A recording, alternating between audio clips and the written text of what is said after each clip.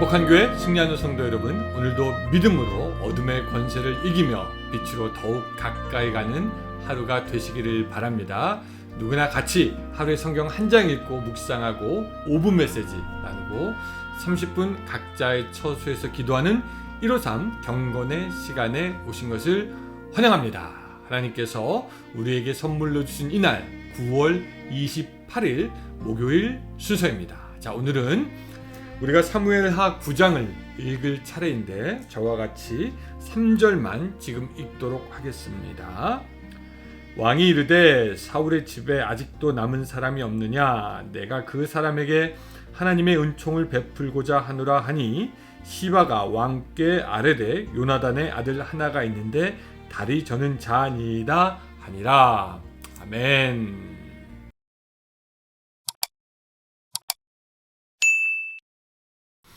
벌써 오래전부터 갑질이라는 말이 유행처럼 돌기 시작했습니다. 이 갑질이라는 말은 원래는 계약 권리상 쌍방을 뜻하는 갑과 을 관계에서 상대적으로 우위에 있는 갑이 다른 사람 을에게 무례하거나 혹은 정신적, 육체적인 폭력을 행사하거나 또한 이치에 맞지 않는 상식에 맞지 않는 일을 강요할 때, 즉 그래서 갑의 지위에 있는 사람이 그런 하는 일들을 갑질이라고 하면서 굉장히 안 좋은 의미로 사용하는 것을 우리가 압니다.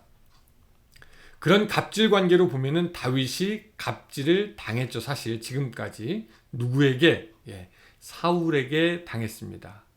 더구나 갑질 당한 것이 뚜렷한 이유가 있는 것도 아니고 그냥 억울하게 사울의 개인적인 감정으로 다윗이 갑질을 당했기 때문에 다윗은 좀 억울할 수가 있습니다. 그렇죠? 그래서 다윗이 사울의 자손들에게 자기가 성공하고 난 후에 자기가 당했던 갑질을 되갚지는 않을까라고 생각할 수 있는데 다윗은 오늘 본문에 보니까 그렇게 하지 않고요. 예전에 요나단이 살아있을 때 그와 맺은 언약을 바탕으로 그의 아들 무비보셋을 선대하는 것을 우리가 보게 됩니다. 다윗이 사울로부터 피하여 도망갈 때에 요나단은 다윗에게 자비를 베풀어 주면서 이렇게 얘기합니다.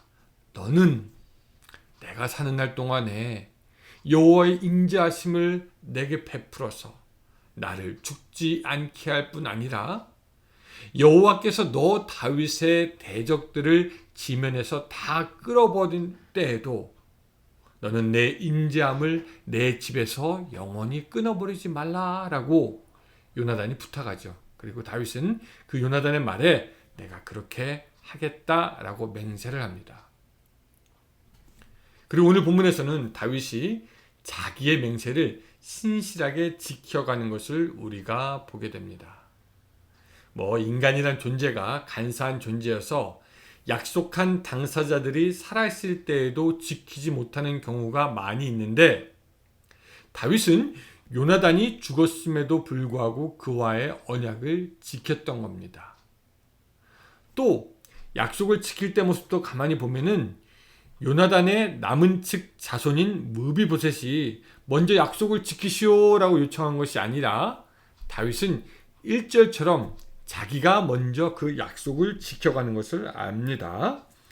다윗이 이르되 사울의 집에 아직도 남은 사람이 있느냐? 내가 요나단으로 말미암아 그 사람에게 은총을 베풀리라 하니라. 여러분, 바로 이것이 오늘 우리가 다윗으로부터 배워야 할 점이 아닌가.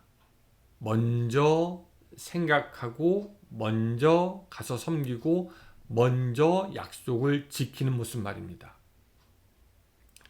다윗은 무비보셋을 찾으면서 3절처럼 얘기했던 것 여러분 아까 읽어서 기억하시죠? 왕이 이르되 사울의 집에 아직도 남은 사람이 없느냐? 내가 그 사람에게 하나님의 은총을 베풀고자 하노라 하니 시바가 왕께 아뢰되 요나단의 아들 하나가 있는데 다리 저는 자이니이다 하니라. 여러분 여기서 저는 굉장히 흥미로운 표현이 하나님의 은총을 베풀겠다라는 겁니다. 하나님의 은총을 베푼다. 이게 무슨 말일까? 비록 다윗이 인간이지만 하나님께서 베푸시는 것처럼 대가 없이 은혜로 모든 것을 필요한 만큼 다른 이익이나 속임수 없이 최대한 정성을 다해 베풀어 준다라는 것이고, 또 하나님의 사랑으로 은혜를 내린다는 말입니다. 하나님의 사랑으로 은혜를 내린다라는 말이 되겠죠. 다윗은 결과적으로 무비보셋에게 다시금 종들을 붙여주고 항상 왕 앞에서 식사하고 예루살렘에 거하게 하는 특권을 누리게 합니다. 다윗이 베푼 은혜는 그 정도로는 안 해도 되는데, 또 죽은 자와의 약속이기 때문에, 또 원수의 자손이기 때문에 그렇게까지 안 해도 되지만, 또 당시의 문화로 봐도 그냥 상관 안 해도 할 말이 없지만 그래도 선대합니다. 그래서 오죽하면 무비보셋은 8절에서 보니까 죽은 개 같은 나를 돌보십니까? 라고 물어봅니다. 다윗은 그런 그에게 내가 너에게 은총을 베풀겠다 얘기하는 거죠. 아무런 대가 없이 누군가를 섬기고 일방적으로 은혜를 베풀어 주는 것은 사실 인간이 할 수 있는 것이 아닌 것 같습니다. 그렇죠? 이것은 하나님의 성품을 가진 사람이 할 수 있는 것 같아요.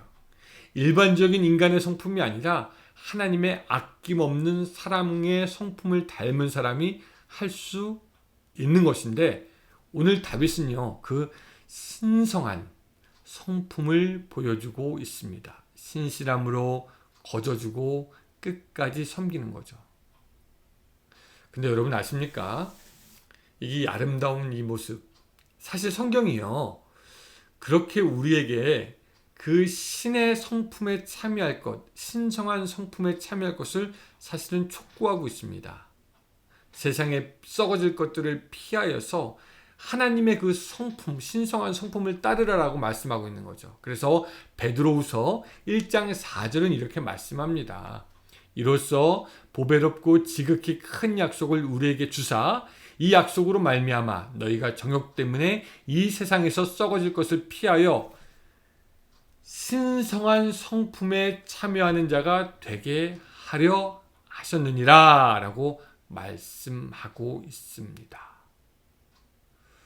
여러분 오늘 하루 살아가면서 또 이런 사람 저런 사람 만날 터인데, 혹시 그 중에 여러분들이 하나님의 은총을 베풀어야 할 사람, 그런 사람이 있지는 않습니까? 여러분 셀폰 보면은 주소록에 사람들 많이 있죠. 그 사람들 속에 혹시 여러분들을 통해서 하나님의 은총을 받아야 할 사람, 그런 사람들이 있지는 않습니까? 세상 사람들은 갑질하기 원합니다. 하지만 다윗은요 갑이긴 다 갑이었는데 신령한 갑이 되고 신령한 성품으로 신령한 갑질로 하나님의 모습을 우리에게 보여줍니다. 오늘 다윗처럼 그렇게 살아가는 여러분들이 되시기를 주님의 이름으로 축원합니다. 기도하겠습니다. 사랑의 하나님 아버지, 오늘 우리에게 성경 말씀을 볼 수 있게 하심을 감사합니다. 오늘 다윗이 자기가 가져서 또한 높은 자리에 있어서 자기 마음대로 할 수 있지만 끝까지 신실하게 약속을 지키고 사랑과 은혜를 베푸는 것을 보면서 오늘 우리도 그런 삶을 살아갈 수 있도록 도와주시옵소서. 예수님의 이름으로 기도드리옵나이다. 아멘. 네, 감사합니다. 여러분 오늘 하루도 좋은 하루 되시고 승리하는 하루 되세요. 안녕히 계세요.